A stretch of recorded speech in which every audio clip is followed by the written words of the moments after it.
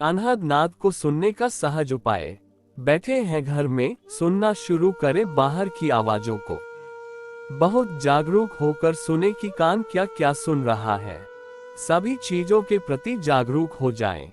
लोग बात कर रहे हैं, बच्चे खेल रहे हैं, सड़क से लोग गुजर रहे हैं, सारी आवाजें हैं, उसके प्रति पूरी तरह जाग जाएं।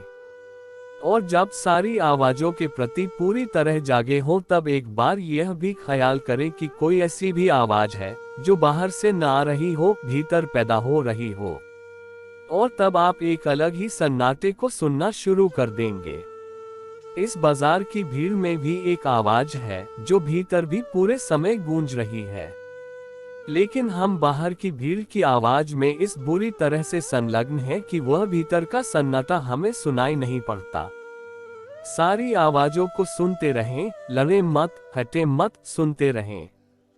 सिर्फ एक खोज और भीतर शुरू करें कि क्या इन आवाजों को जो बाहर से आ रही हैं, कोई इन आवाजों में एक ऐसी आवाज भी है जो बाहर से ना आ रही हो, भीतर से पैदा हो रही हो।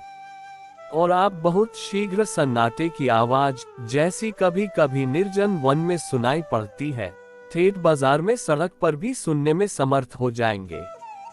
सच तो यह है कि जंगल में जो आपको सन्नाटा सुनाई पड़ता है, वह जंगल का कम बाहर की आवाजों के हट जाने के कारण आपके भीतर की आवाज का प्रतिफलन ज्यादा होता है। वह सुना जा सकता है। जंगल में जाने की जरूरत नहीं है। दोनों कान भी हाथ से बंद कर लें तो वही आवाज बाहर की बंद हो जाएगी, तो भीतर जैसे झींगुर बोल रहे हो वैसा सन्नाटा भीतर गूंजने लगेगा। यह पहली प्रतीति है भीतर के आवाज की, और इसकी प्रतीति जैसे ही होगी वैसे ही बाहर की आवाजें कम रसपूर्ण मालूम पड़ने लगेंगी। यह भीतर का संगीत आपके रस को पकड़ना शुरू हो जाएगा। थोड़े ही दिनों में यह भीतर जो सन्नाटे की तरह मालूम होता था, वह सघन होने लगेगा और रूप लेने लगेगा। यही सन्नाटा सोहम जैसा धीरे धीरे प्रतीत होने लगता है। जिस दिन यह सोहम जैसा प्रतीत होने लगता है, उस दिन कोई संगीत जो बाहर के वाद्यों से पैदा होता है, उसका मुकाबला नहीं कर सकता। यह अंतर की वीणा के वाद्यों से पैदा होता है, उसका मुकाबला नहीं कर सकता।